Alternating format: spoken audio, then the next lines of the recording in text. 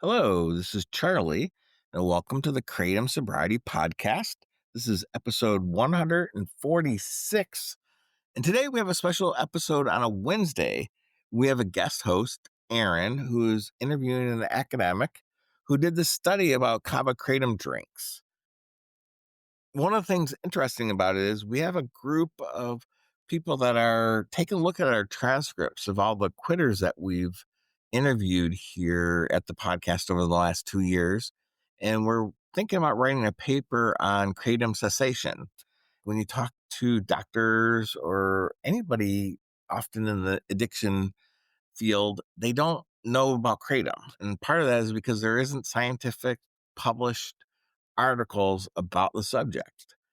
So these two folks that are on the pod today are part of the team that is exploring about writing this paper, which would be a new one focused on this podcast. But in this episode today, they're looking at using machine learning to mine the data that's often in social forums like Reddit and seeing what they can glean about the rise of kratom addiction in America over the last couple of years. On another note, we have some other upcoming interviews that are going to be on Wednesdays. Jacob has a second return of Dr. Grover, the addiction specialist who appeared earlier in the year, and he's going to do an updated interview and some new questions and about medicated assisted treatment and things of that nature. Nolan has an interview with Eli, who is an attorney that's taken on some of these lawsuits against some of the kratom companies. So please look forward to those in coming weeks.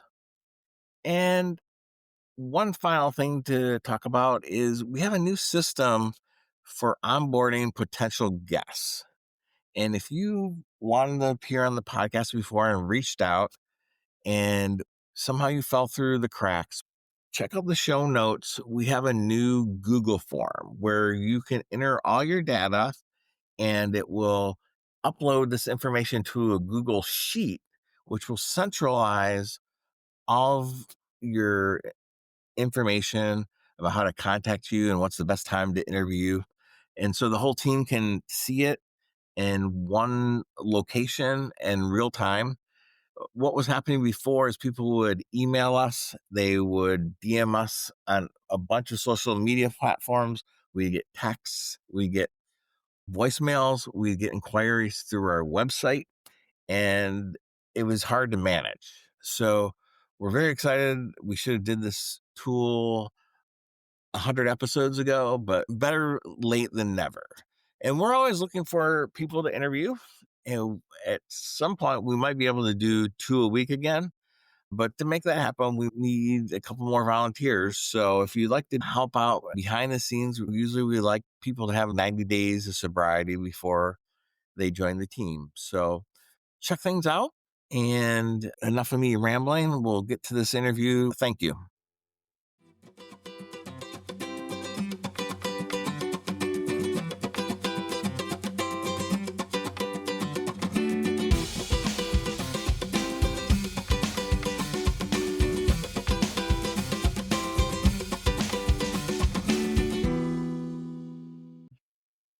Hi, so my name's Aaron, and I'm guest hosting today, and I'm interviewing Dr. Teresa Perry, who recently published an academic paper on kratom. Hi. First, thanks so much for having me on. I'm really excited to be here. My name is Dr. Teresa Perry. I'm an assistant professor at CSUSB, which is in San Bernardino, California. And I have my PhD in economics. So I pretty much study health economics, which with some overlap with political economy and feminist economics. And so in this paper, we explore the impact of social media and how kratom drinks and kratom are being discussed on social media. So we use web scraping in Python to collect data from Reddit. And there's a lot of Reddits and subreddits about kratom, various kratom products, kratom drinks, and other kratom products. And then there's also subreddits about kratom addiction, using kratom, that sort of thing. So we use a word analysis and we search to see how often some of these kratom drinks are utilize or searched for or written about in these various subreddits.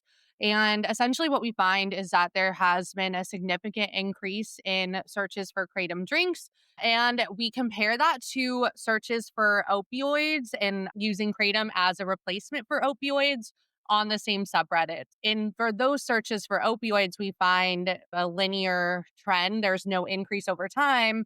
Whereas searches for keywords associated with kratom drinks, we see quite a significant increase in the past couple of years. And our kind of main takeaway is that we really need to start regulating these kratom drinks. We need to, and kratom in general, and we need to ensure that the users are aware that these even are kratom drinks, and so they know what the potential consequences are and even what the benefits might be so that they know what they're consuming. And so that was our main takeaway and our policy recommendation, because the trends are indicative of increasing interest in online posts about kratom.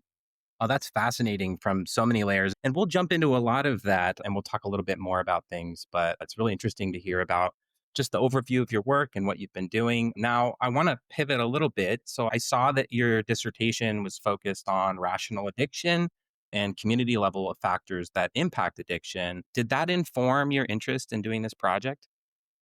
Yeah, it definitely did. And I think actually the first kind of interaction I had with it was with kratom. Is that my I had friends who had been consuming some of these drinks, and they didn't really know that much about it. They were just like, yeah, I pick it up at my local convenience store.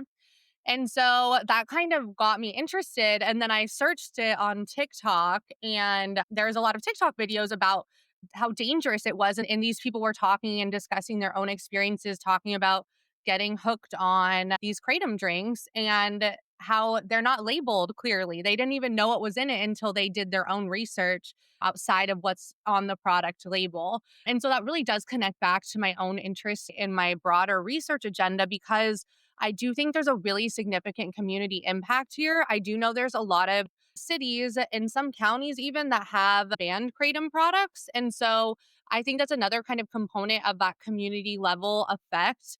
And I also look at like addiction and the use of addictive goods in more detail in that community context. And I think this is really relevant here as well. Oh, that's great. And I think you're right. I think one of the things that I have just noticed anecdotally is being a host in some of the Kratom groups. I'm an admin in one of our WhatsApp groups for a Mhm. specific Kratom product. We see that a lot of people talk about the mismatch between the marketing claims and their actual experience. So that's a really cool lens through which to approach this. I wanted to follow up with you and ask just in general about your specialization in economics. And I was wondering, from your perspective, how does your specialization intersect with the product marketing and consumption aspect of things? And do you think it provides you with a really unique lens about the kratom industry?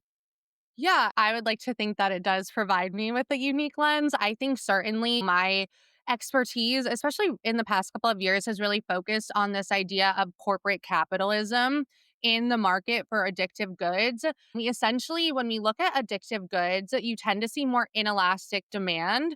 All that means is that when the price increases, the quantity percentage in quantity change will decrease by less than the amount of the price increase. So what that means for producers is that when a good is inelastic, that normally is good for their bottom line, for their revenue, and then that often increases to higher profits.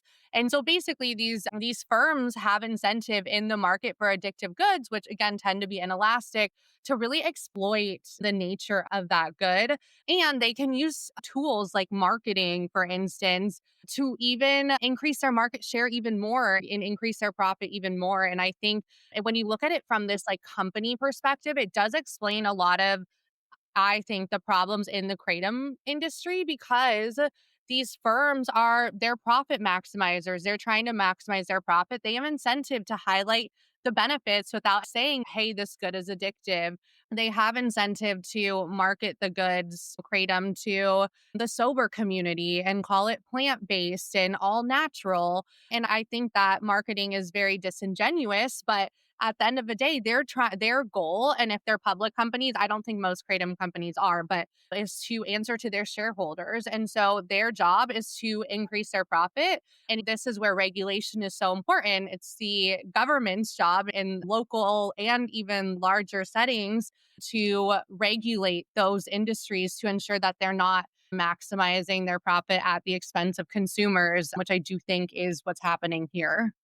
That's really fascinating. And it ties into a broader theme from your paper, but also things that I think a lot of folks who are listening to the podcast might be interested in or aware of. You found a spike in kratom drink related posts. I think it was in around 22. And I guess we've been talking, there seem to be some themes. We've talked a little bit about marketing, we've talked a little bit about opioid surges, Mhm. potential reduction in the opioid epidemic.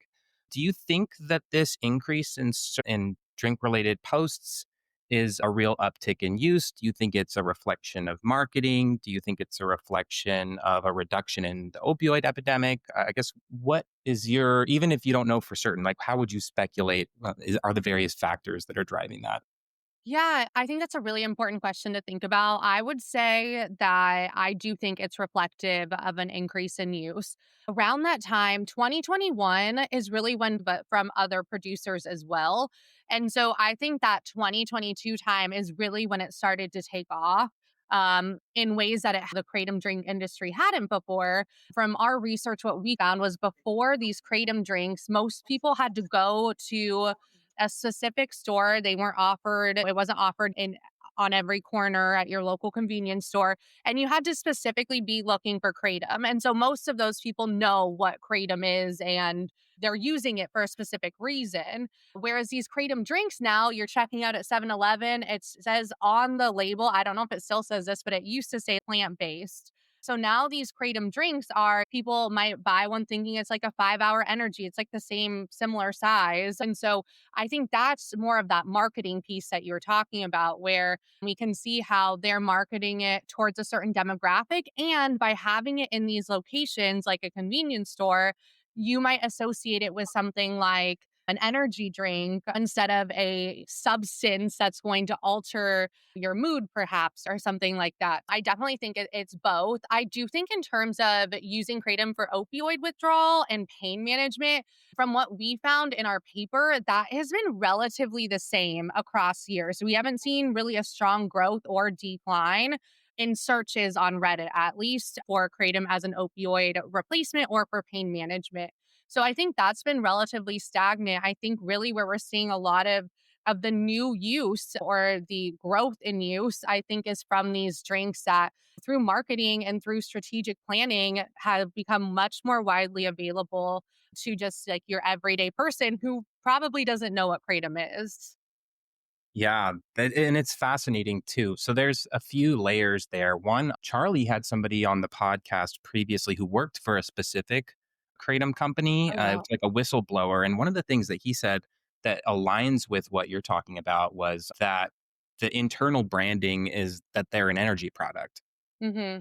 And so even internally within the company, there's this real emphasis on it being like a 5 hour energy and comparisons to those types of products instead of something like an alcohol, which is really interesting.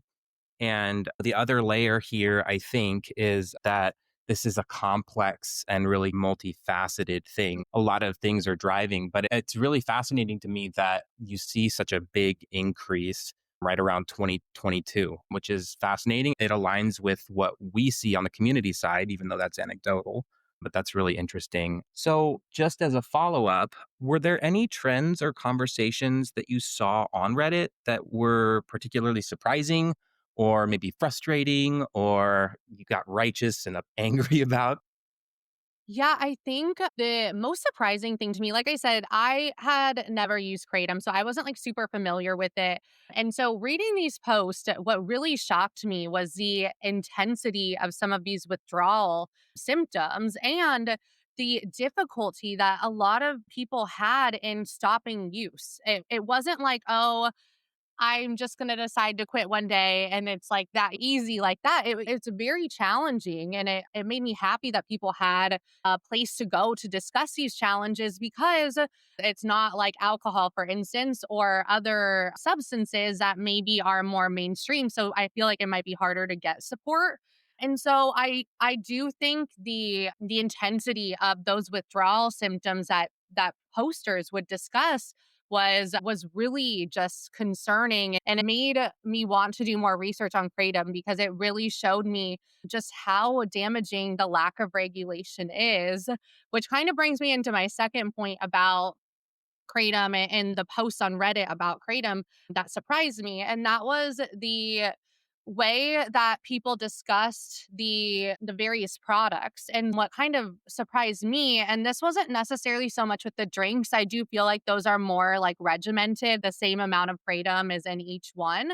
But what I saw in a lot of the posts about the brands and like buying like the powder and that sort of thing, or the leaf extract, was that there was so much variability. So one user might get one type of kratom from somewhere and it would be really intense. There's probably more of the chemical component of kratom in that one. And then the next user might get one from somewhere else, and it would be a completely different experience where it would be really weak.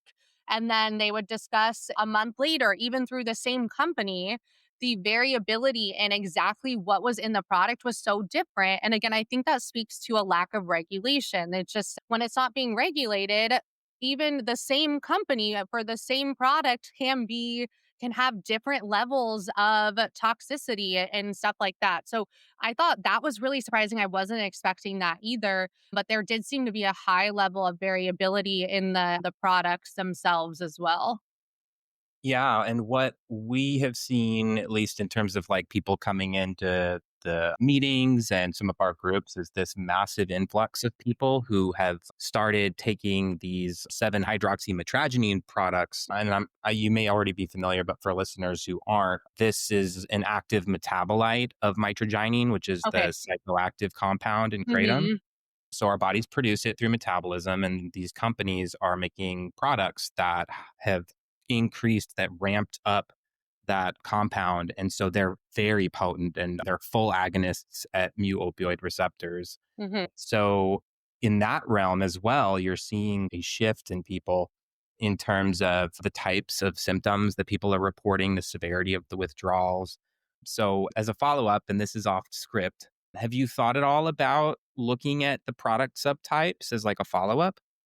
that's something I want to do for kind of a next like research project is I wanted to use local community level data based on so because of the regulation in some, it's banned in some counties and cities. And when I was researching and trying to find a way to causally look at the impact of kratom, which is difficult because there's a lot of data shortcomings there, but I was looking at where the companies themselves are sourced and like where they're founded and where they have stores. And I was going to maybe look at that from like a geographic perspective. So that's one thing I want to look at. And then I also want to analyze like this amount of kratom that's in the different products, but that also has been really hard to find. I don't think I've been able to find an exact amount that's in there, and maybe I just haven't been looking in the right place. But I think this kind of speaks to a larger issue with data availability and also transparency from these companies. They're not very transparent about what they're putting in the product. Often they're putting in sometimes like kava and kratom combined, and it's like people aren't fully aware of this, and a lot of people don't even know what's in them. So I think it speaks to that issue as well, but it's something I would really love to explore more in future research. Yeah, that's fascinating. And even with the Reddit data that you have now, some of these product specific Reddits are blowing up. So Mm. there's a quitting 7OH, there's a Yep. quitting kratom, there's a quitting of a very specific product as Yeah. well. And maybe there's opportunities there as well. I don't know. Yeah, I think it's definitely something that's worth exploring. And I think as these products become more mainstream, we're able to explore that more. Feel Free was the first one that became mainstream because of their partnership with 7-Eleven for a lot of reasons.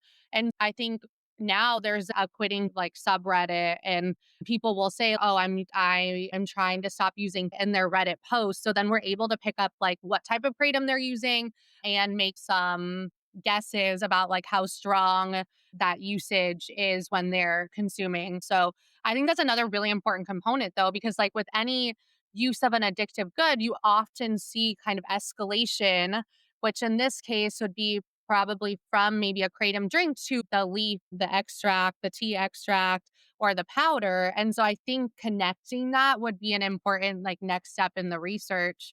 But again, data availability makes it a little bit challenging. Yeah, as a fellow data nerd, I can Mhm. appreciate the frustration about the lack of data.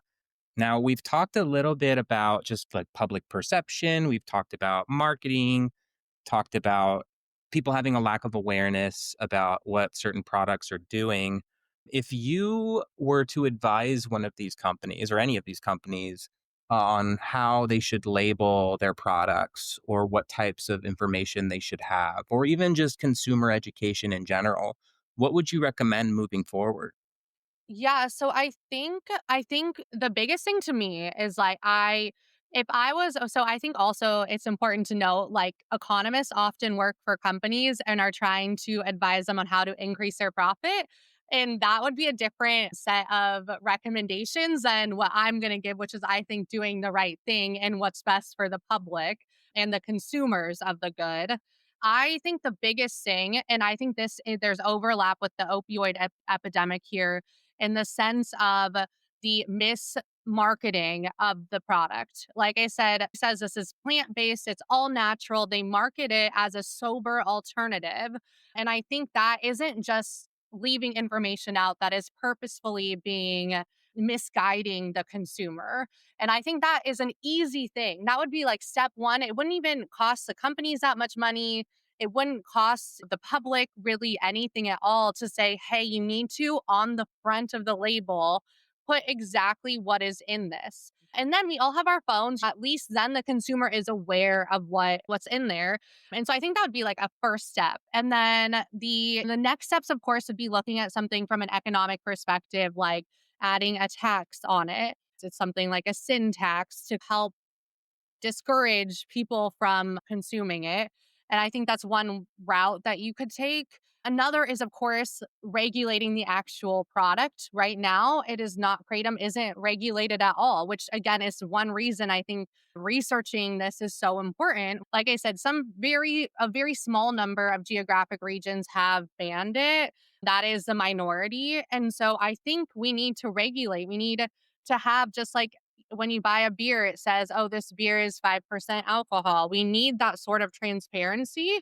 And I think you would always educate the public through public health campaigns. Like I said, I found a lot of that like first information on TikTok and Reddit. And I think using social media would be one way to go about it. But I think right now, just like the lack of information and misrepresentation by the companies is really what's causing so much harm. And like I said, those would be easy things to fix. It wouldn't be very costly and it would have a large amount of benefits for consumers. So I think that would be a good first step. Yeah, that's a really informative and insightful way to think about it. And you did mention the opioid epidemic as well. Are there any lessons that we could learn from how policymakers handled that? Oh, absolutely. I think when you look at Purdue Pharma, you see there are several stages where policymakers should have stepped in and they didn't. And they were allowed to misrepresent the level of addictiveness of their product over and over again, partly because of the FDA. And I think that really can teach us a lesson because it wasn't the doctors necessarily that were misrepresenting what they're telling their patients. They were told, and it says on the had said on the label, this is less addictive.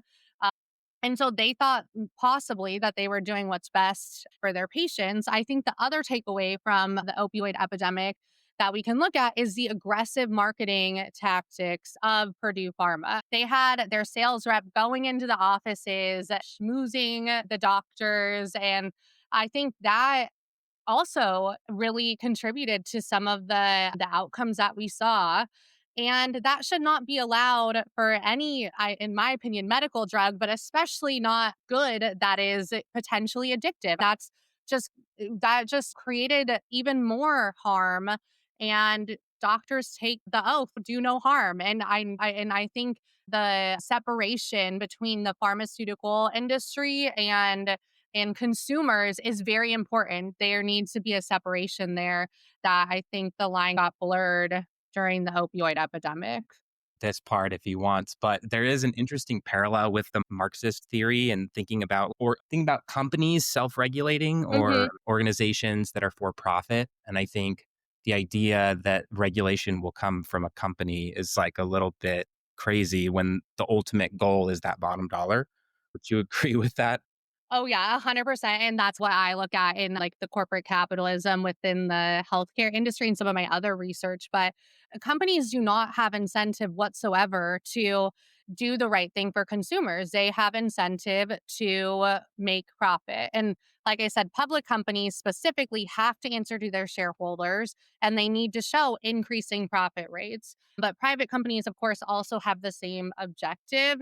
And that's why government intervention is so important in these markets because companies will do what they're told. They want to operate within the legal framework. And so if we create guidelines about kratom, the companies will follow suit.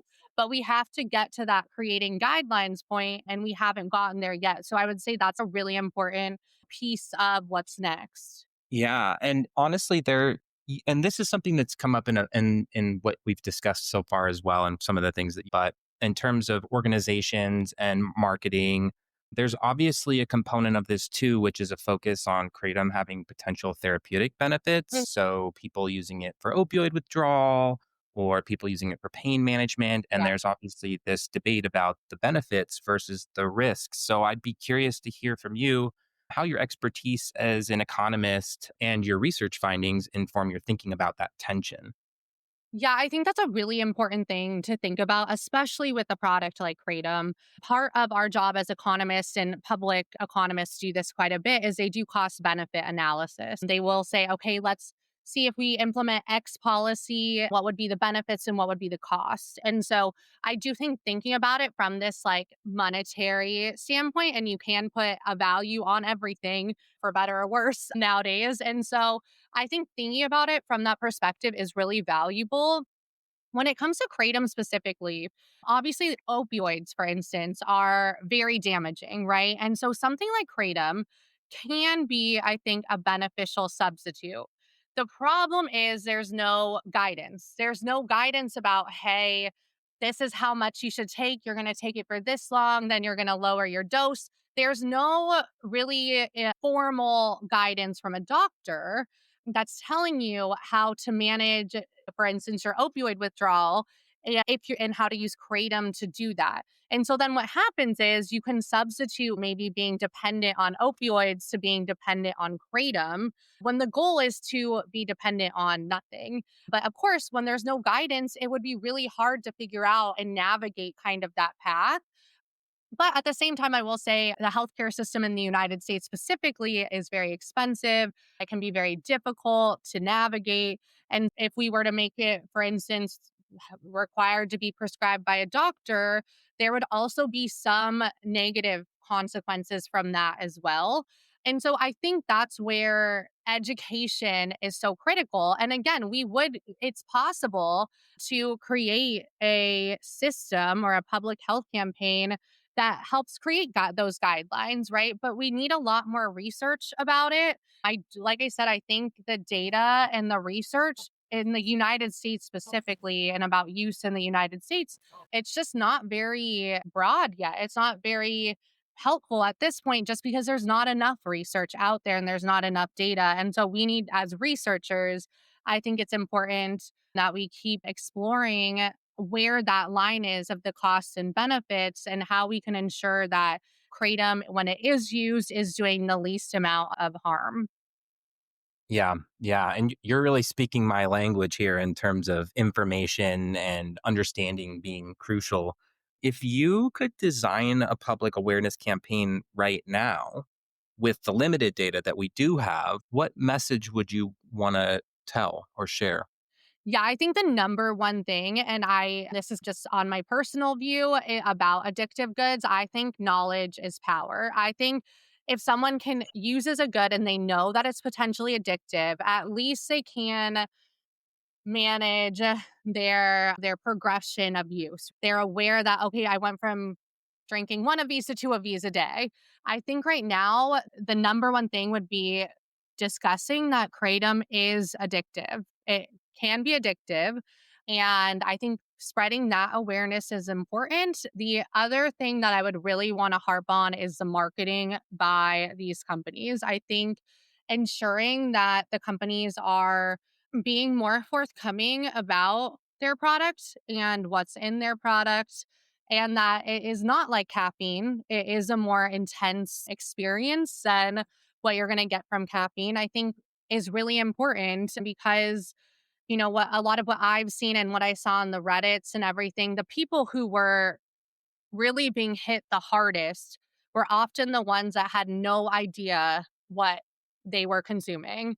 And a lot of people, they are using it as a sober alternative, right? Maybe they're not drinking alcohol or not consuming tobacco, and they think they're consuming this like very healthy, non addictive alternative when in reality, that's not the case. And so I think just like really emphasizing this potential for addiction and also somehow regulating the companies and ensuring that they're a little bit more transparent about what these drinks are and that there are consequences associated with consuming a lot of them. If you had to decide where that regulation would come from, there's organizations like the FDA, there's the DEA, Yeah. there's others as well. Where do you think that should come from in order to get these policies in place? Yeah, I think that's a really good question. I think the FDA, I would say obviously a combination would be ideal, but I think the DEA would be a good starting point for dealing with the company side of the regulation.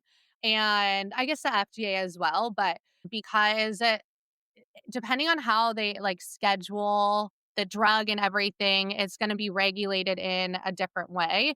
I think one thing that we could take or a model we could take could be from like the marijuana industry, right? It's legal, but you can't just buy it anywhere. You have to go to a dispensary typically.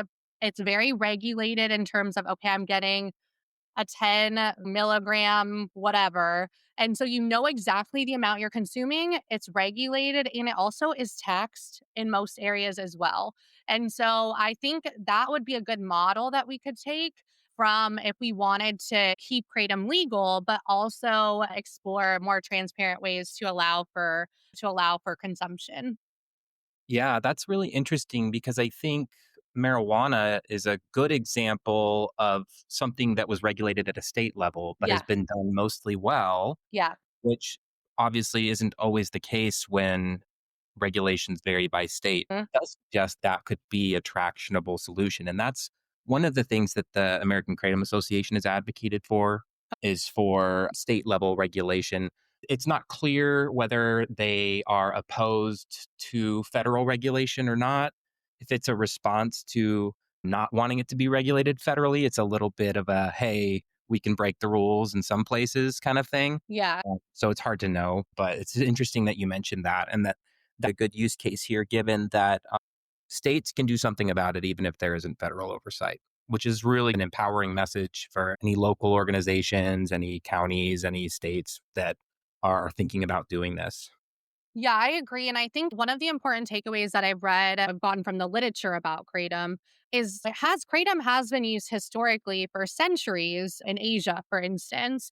The difference is that there's very like specific times or events that kratom are being used. There are specific reasons kratom is being used.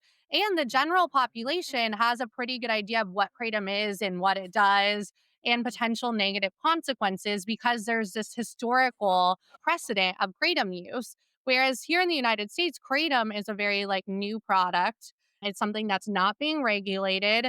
And now it's being put in products, right? Right now it's drinks, but who knows what else it might be put in the future. And so it's being put in these products that are very easy to buy. You don't need an ID or anything to buy them, I don't think.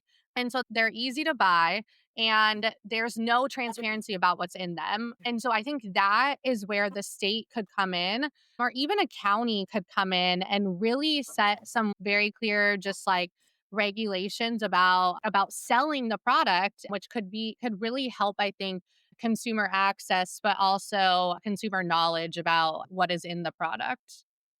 Yeah. And it sounds like the work that you're trying to do is to gain information and insight that can Mhm. inform those strategies. And just as a follow up and maybe a slight pivot from what we've been discussing, it sounds like, at least in the Kratom space, most of your work is focused on Reddit, which obviously has advantages. It's a platform that's accessible and it maintains anonymity. Obviously, it's probably not the perfect approach for public health analysis, but it is one that is really rich and complex and it's publicly available. So there's huge strengths there. Are you planning to continue with the Reddit based kind of analyses? And what are your next steps for your Kratom research? Yeah, I think that's something I've really been trying to figure out. I would say the problem with Reddit, which you touched on, it's not reflective of our demographics, right? It's if you're going to, first of all, we don't have demographic information. We don't know if the person posting it identifies as a woman or man or non binary or whatever. We don't have that information. We don't have information about race, ethnicity, even location. We don't know where they are in the United States or even elsewhere because anyone in the world can post on Reddit. It definitely has shortcomings from that sense. It also has shortcomings because we it would be really difficult to do a causal analysis. So it's really difficult. Like in our paper, we look at the trends. So we look at the trends over time. We can say, okay, the posts about kratom drinks have increased substantially over time, but we can't answer the why with the data that we have. And so this is where something like a natural experiment would be really valuable. So if a county or state does implement a policy, we can immediately examine the impact of that policy and measure its effects. But right now, with Reddit data, we just don't have the ability to answer some of those more complex questions that we really would like to get the answer to. And another problem with measuring kratom use in the United States is that the large health surveys, like the behavioral risk factor surveillance system, for instance, don't ask anything about kratom. And we can't get data from those sources either, which again, I think this speaks to the importance of creating more transparency about kratom use and then hopefully that infiltrates to the academic level. Yeah. And it's interesting too, like you described, there are ways that people can measure addiction to different substances here in different counties or tracking these things to make informed policy decisions, but they don't include a lot of these questions Yeah. or any questions really about kratom. But what I find really remarkable about the work that you've done is that you've taken data from Reddit that is just people talking, and you've been able to use like a machine learning method to capture insight about consumption patterns. How did you do that? I know that's not an easy question, but Yeah, I mean, I think that is one of the great things of living in this time period now is that we are able to capture nuances in things like Reddit posts that maybe like we would not have been able to do even like 10, 15 years ago. And so I used Python and the PRA package is what it's called. And then there's a little bit of R as well. But basically with the Reddit APN web scrape is what it's called. I know you know what it is, but I didn't really heard about of web scraping until grad school. Basically, it just takes a post and it will put them into an Excel file. You just specify like keywords that you're looking for in a post or a title off of a subreddit, and it puts it in an Excel file. And then we're able to look at the number of posts that have that keywords, or we can look at the what the posts actually say and analyze them a little bit further, which we do that a little bit in the paper. And there is actually another paper, I'm blanking on the name of it, but they also use Reddit to look at kratom. And they did a similar thing where they were looking at exactly what category the post would fit in. And then we're able to get a better idea of what the post like themes are and what people are really discussing and writing about. And we can do an analysis over time. Although there are issues, some empirical issues with analyzing Reddit data over time as well. And we discuss those in the paper too. Yeah. And for folks who aren't familiar, the Python and R, they're programming Mhm. languages Yeah. that are used a lot. Python, I think, is used a lot in natural language processing, right? Yeah. And then R is used a lot in the academic space, which is what I use both, but I primarily use R. And I think you do too, right? I do SATA actually. Oh, Yeah. okay. But I use R and Python too, but SATA is like the main one that we tend to get trained in economics. Okay. Yeah. And speaking of economic analysis, if these were publicly traded companies, do you think there would be a way to get their quarterly expenditure of marketing and then like cross correlate with the That posts or even other types of things that might be able to let you get at the question of like causality? That would be the dream if we could get our hands on that company data. We would if they're publicly traded, they have to file 10Q and 10K reports. And so those are quarterly and annual reports.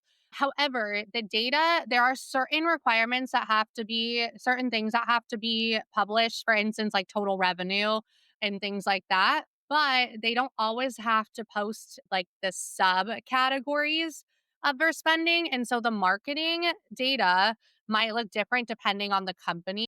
But I do think that that would be and I that is something we looked at. We couldn't find anything. The other problem with the publicly traded companies is that it like will have a location of Iowa, let's say that's where their headquarters are. That doesn't mean they're selling a whole bunch of their product in Iowa. And so we lose the geographic piece when we're looking at this company level data, but with something like Kratom, that would it would still be very valuable if we had access to that.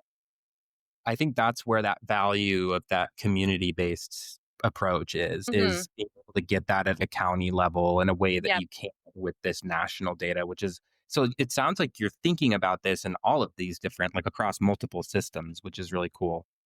Yeah, definitely. And like I said, that's as an economist, I'm looking for like larger data sets. I'm not used to like running my own experiment or anything. That's not in my wheelhouse at all. And so I really have been trying to just keep an eye out for data that is available, that's publicly available for questions that are being added into some of these other health surveys. And when we have that, we're going to be able to analyze these trends in a lot more precision and I think in a lot more detail. Yeah, it's interesting because in my field in psychology, we tend to focus very much on small groups of people based on convenience. Mm. And there's been a push in our field towards adopting some of the methods that you're talking about in order to try to capture more kind of diversity in terms of the population in order to get at these bigger kind of population level questions. So it's so interesting to hear the parallels there in the approaches. Like you're wanting to borrow a little bit from psychology, we're wanting to borrow from economics. Yeah, and I personally think like the best research happens at that kind of intersection, and that's really interdisciplinary. So when you have people with different perspectives and different methods, that's when you get ideas that I wouldn't have maybe that you have and vice versa. And I think that's really when you get the best research. So I know you guys created a team of researchers from different areas and I think that's just so cool because I think you're going to get a lot of information that you normally wouldn't just because of the different perspectives when thinking about Kratom. Yeah, that's thank you. And it's yeah, breadth I think is really important. And it just goes to show you what people can accomplish when they work together. Yeah. We're close to wrapping up at this point. I wanted to circle back to just the bigger picture of why this work is important and what the Yeah. implications are. What would you say to someone who is using these kratom drinks casually but hasn't thought much about the risk? And what about these companies who are selling the products but marketing them like 5 hour energies? Yeah, I think in my perspective, the company is the bigger problem. I personally think the companies are doing harm to people. I think they are advertising their product in a way that is not consistent with what the product really is.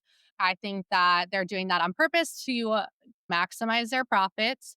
And I think that is the biggest problem. I think we need more transparency about it from the company, about what the product is and this potential for harm. Again, like I said, kratom has been used historically for centuries and it's been used safely in those places where it has been used historically. But there's a level of education and knowledge about kratom before its use in those places. And here we're just seeing the market being flooded with all of these products, and most people don't even know what it is. And I think that's on the company. So I think that would be like the number one takeaway. And that's why we really wanted to publish this paper and explore other research about kratom because the more information we can get out there, I think the more pressure there's going to be on these companies to maybe be more transparent about what their product really is. If I was talking to a consumer, I think I would just want to say, "Hey, what do you know about this product? Do you know that it has the potential to be addictive? Make sure when you're consuming it, you're doing it in a safe way, in a safe quantity." But again, that's even hard to define because what is a safe quantity? We don't have the same kind of idea that we might for a good like alcohol. And so that's where research is also important. But I think just like talking to consumers and making sure they're aware of the risk that comes with consumption of kratom, and more importantly, really getting producers on board with not marketing, I think, just so as a sober good, I think is a really important one. And then just making sure they're more transparent about what their product is and that potential negative side effects of the product. Yeah. And I think what your research does is it shows the necessity for that by showing that this consumption is increasing. So I think there's a huge value to that. And I will be curious to know if any companies listen and adopt it or if it needs to be from some kind of state or government organization. Yeah, unfortunately, I think one takeaway from the opioid epidemic is most of the time, like companies are not gonna, if they're making money, they're Yeah. not gonna stop unless there's regulation. But I do think there's a possibility for regulation in the near future. I think that's where research is so important because I think even if companies don't listen to the research, I think that regulators and regulating agencies are more likely to. And I think that's really where our value lies as researchers. Yeah, absolutely. I completely agree. And this has been really great. Been awesome talking to you. We like to try to end with just something a little bit more fun. Okay. Why don't you tell us a little bit about what you do when you're not working? What do you enjoy doing in your free time? Do you play any instruments? Do you have any pets or Oh, children? I wish I had a cool hobby or something, but I do have 2 dogs and a cat, so I spend a lot of time hanging out with them. Yeah, and then I like to watch TV. I'm a big reality TV fan, for better or worse. I do love reality TV. And I really have gotten into making my own coffee lately. And so I got like an espresso machine and I've been trying to learn how to be an at home barista. So that's been a fun, newer hobby that I've picked up. It's cool. Yeah. And you can get probably beans from all over types of places too. Are you a pretty like expert in terms of your like coffee bean preference and stuff like that? Not yet, but I think soon to be. Give me 6 months and I'll be there. But I am a little scared because of the tariffs on coffee beans. So we're hoping Yeah. that it still will be Yeah. an affordable hobby. But yeah, I think I would really want to try different beans from different places and pick out some of those nuances that I don't know about yet. Yeah. And if it makes you feel better, I've never met an academic who answered the question of a fun fact or hobby who had a fun, like one of those like truly like unique things. Yeah. Cause you said that at the beginning. But I think most academics were like, we work Yeah. and we work. And even when we don't Yeah. work, we're thinking about work. And yeah, Yeah. but I think that's like part of the gig. Yeah. Awesome. Thank you so much. And I'm sure that our listeners will really enjoy hearing you talk about your research. So I'm glad. I'm very thankful for you to come on the podcast. Yeah. And thank you so much for having me and for just having this podcast. I think it's great, the community that you've all created. I'm honored to be a part of it. Thank you. All right.